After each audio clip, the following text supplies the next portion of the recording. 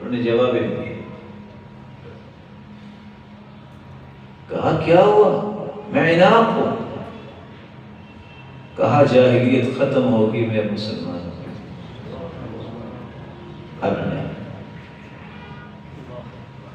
جب تک وہ تعلق نہیں توڑیں گے، وہ دوستی نہیں چھوڑیں گے، وہ جگہ نہیں چھوڑیں گے، وہ فکر آپ سے دور نہیں ہوگا. اس لیے تو جس نے 100 قتل کیے تھے اس کو کیا کہا گیا تھا؟ توبہ تو تیری قبول ہو جائے گی، لیکن شرط یہ ہے اتق قرية كذا وكذا فإنهم يعبدون الله. وہ نیک لوگوں کی بستی میں چلے جاؤ، وہاں لوگ خالص اللہ کی عبادت کرتے ہیں، یہ برے لوگ چھوڑو. انسان پھر بھی کنٹرول کر سکتا، لیکن یہ یاد رکھنا اگر عادت بن گئی تو پھر کیا ہوگا؟ ایک 9واں بار ہوگا جو کوئی سہ نہیں سکتا.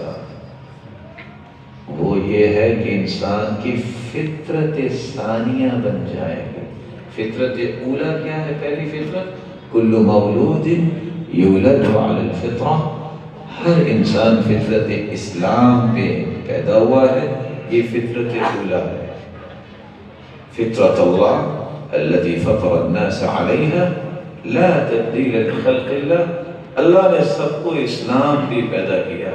فأبواه يهودانه أو ينصرانه أو يمجسانه. والدین ہیں جو اپنی اولاد کو یہودی بناتے ہیں، عیسائی بناتے ہیں، مجوسی بناتے ہیں. اللہ نے سب کو اسلام پہ پیدا کیا. اور آپ نے وہ بات سنی ہوگی سلسلہ صحیحہ کی روایت، جب اللہ تعالیٰ نے کائنات کو پیدا کرنا تھا تو میدان عرفات میں پوری کائنات جو قیامت تک پیدا ہونے والی تھی اس کی روحوں کو بکھیر دیا، اور سب سے اللہ نے وعدہ لیا الست بربکم قالوا بلی. سب نے اعتراف کیا کہ ہاں اللہ ہمارے رب ہے. تو فطرت اولا ہے اسلام، اللہ عز و جلال کو ماننا. اگر عادت پہ آپ کنٹرول نہیں کریں گے تو پھر کیا ہوگا؟ فطرت ثانیہ بن جائے گی. یہ وہ بات ہے جس کے بارے میں آپ سنتے اور کہتے ہیں بندے کی فطرت نہیں بدلتی، وہ یہ فطرت ہے. فطرت اسلام جو ہے اس کو اللہ نے پیدا کیا ہے. اگر برائی کی فطرت بن جائے وَلَا يَلِدُ إِلَّا فَاجِرٌ كَفَّارٌ. پھر سانپوں کے بچے تو سانپ ہی ہوتے ہیں.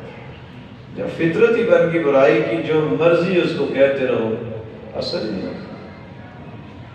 کیا سنائیں گے؟ قرآن، حدیث، ہدی للمتقین. اس کے لیے تقوی اختیار کرنا ضروری ہے. عادت بنا بیٹھے ہیں، فطرت بنا بیٹھے ہیں. اس لیے لوگ کہتے ہیں نا پہاڑ ایک جگہ سے دوسری جگہ منتقل ہو سکتا ہے، جا سکتا ہے، فطرت نہیں بدلتی. وہ یہ فطرت ہے ثانیہ. اللہ ذو جلال شیطان کے شکنجوں سے بچا. شیطان سے بچنے والا جہنم کی طرف دعوت دینے والا ایک دوسرا گروہ بھی ہے جن کو کافر اور مشرک کہتے ہیں. اولئک یدعون الی النار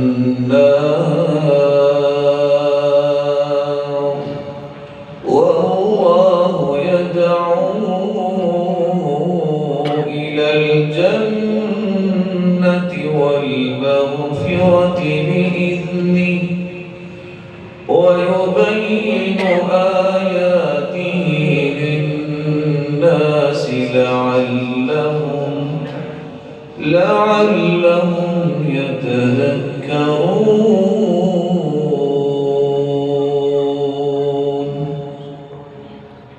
کمپیریزن کیجئے.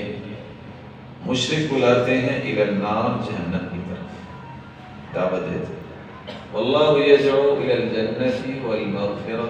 اللہ بلاتے ہیں جنت کی طرف آ جاؤ، بخشش کی طرف آ جاؤ. ایک طرف مشرک، ایک طرف اللہ.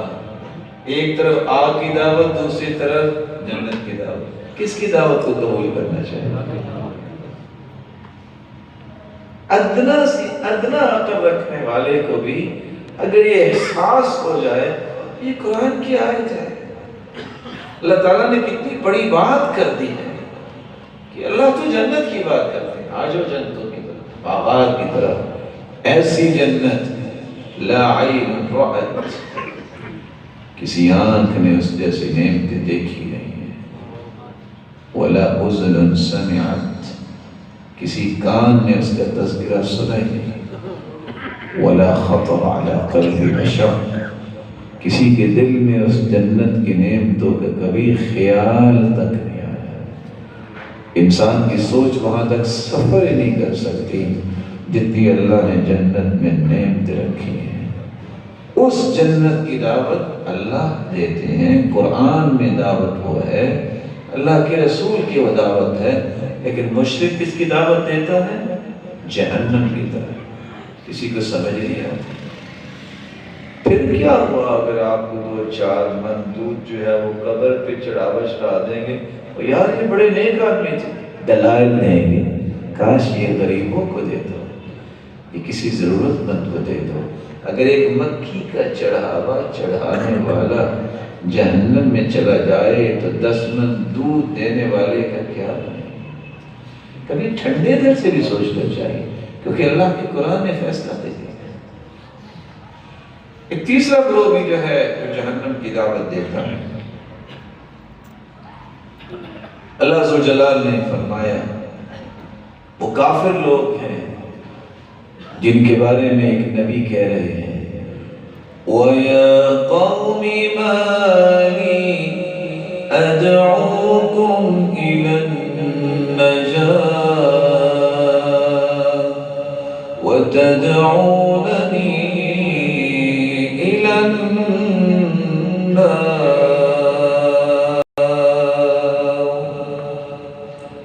موسیٰ علیہ السلام کی قوم کو دیکھیں، فرعون کس طرح اس نے اللہ کی نافرمانی کی۔ یہ بچڑا کس نے بنایا تھا؟ بنی اسرائیل نے بنایا تھا۔ بھلا اپنے ہاتھ سے بھی کوئی رب بنا کے پوچھتا؟ آپ عقل کا اندازہ لگا سکتے ہیں۔ مشرکوں کی حالت ہی یہ ہے جو اللہ عز و جلال نے قرآن مجید میں بیان کی۔ مکے والے بھی ایسا کرتے، ایک پتھر پکڑا، سامنے رکھا، سجدہ کر دیا۔ تھوڑا سا آگے گیا، یہ پتھر چھوٹا تھا، بڑا ملا، خوبصورت پتھر ملا، اس کو پھینک دیا، نیا رب بنا لیا۔ آگے گیا، کوئی اور پتھر اچھا ملا، بکری کو کھڑا کیا، دودھ کے قطرے اس پہ ڈالے، اس کو رب بنا لیا۔ صحابی اسی لیے مسلمان ہوئے تھے نا۔ جب مسلمان ہوئے تو انہوں نے کیا کیا؟ میں دیکھتا ہوں کہ کتنا کچھ کرتا ہے۔ اس نے اس پتھر کو جو مورتی بنائی ہوئی تھی دھاگا باندھا اور کنویں میں لٹکا دیا۔ بندے ڈھونڈ رہے ہیں کہ ہمارا رب کدھر چلا گیا۔ دوسرے دن نے پھر کسی جگہ پھینک دیا۔ 3 دن جب ایسا ہوا، کہتے ہیں یہ کیا مزاق ہے، ان کو تو رب ہی نہیں کر رہا۔ اس نے بھی نہیں کہا کہ مجھے آپ نے لٹکایا، خیال کرو میں تمہارا رب ہوں۔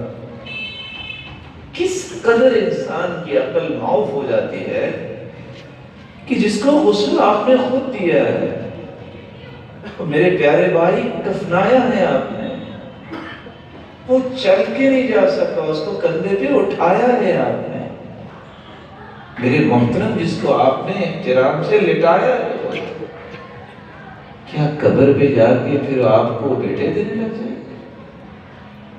کیا پھر وہ آپ کی جو ہے وہ مشکل کشائی دلا جائے؟